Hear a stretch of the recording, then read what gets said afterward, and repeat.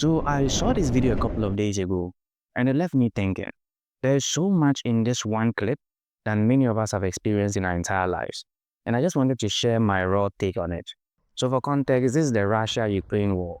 And today is day 178 or so since the war broke out between these two countries.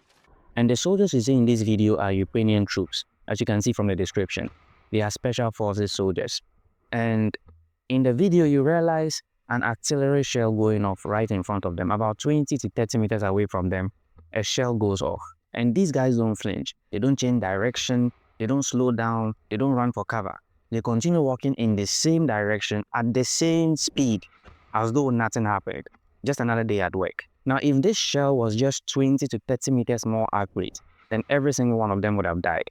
And their deaths would have been so ugly that any rescuers that would have been sent would have to come and pick up their body parts in bits and pieces. They would have had to come and pick up arms here and legs here, heads here, just to send back to the base. That's how ugly their deaths would have been. And what is even more fascinating is the fact that the gunners that are firing these shells don't intend to hit their targets on the first fire. And so when they fire a shell at a particular target, the initial intention is just to gauge the distance.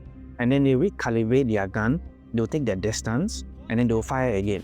And so the subsequent shots are more likely to hit the target than the first shots. And it doesn't really matter if the target is stationary or if it is mobile. The gunners are so accurate that they'll be able to hit their target. And these Ukrainian soldiers are well aware of this fact. I mean, they are special force soldiers, they are aware of this theory. And yet they seem completely unfazed by the idea of dying. I mean, death just came and knocked at their doors and they look death in the eye and you're like, is today my day? No? Okay. And after watching this video several times over, I was just asking myself, how do you get to this point? How do you get to a point where you remain completely numb to the prospect of dying? And then it occurred to me, these guys have been fighting in the war front for several months now, even years. A lot of the soldiers that were sent to the front lines in the initial days of this war are dead. Tens of thousands of them on both sides. And the guys you are seeing in this video are survivors. Okay, they've been fighting for several months and they've survived all types of operations. And so at this point, they've seen all the gruesome ways a man could possibly die on the battlefield and they've become numb to it. For some of these guys, today they are at the base with their friend chatting, laughing, and then the next minute they are being sent on a rescue operation to go and retrieve the bodies of the same guy they were just having a conversation with the previous day. And so they've seen it all. And at this point, for a lot of them, they just can't be bothered. If death comes, it comes. And if it doesn't come, then they keep going. And I found myself asking again, which is worse? To suffer from PTSD or to reach a point like this where you become completely numb to the idea of dying? Because on one hand, you have soldiers that have been on the battlefield, they've sustained various forms of injuries, and they've been sent back home to recuperate, to heal. So that once they've healed up, they'll be redeployed to the front lines. And for a lot of these guys, they never truly heal. Okay, they get so traumatized by war that they cannot be redeployed. As a matter of fact, if they are sent back to the front lines, they'll become liabilities to their teams.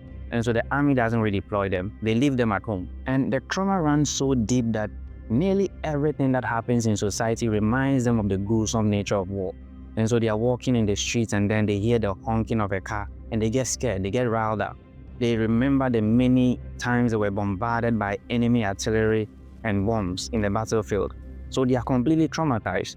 And a lot of these guys never recover. I think I saw a video, or was it an article? I don't quite remember.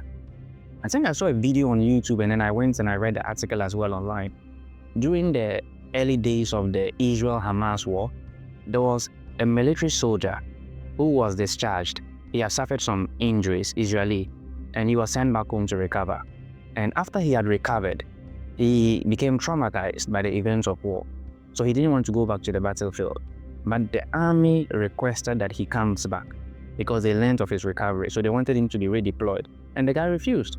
And the army insisted. When the army calls you, you have to answer. They insisted so much so that this guy ended up committing suicide. He ended his own life.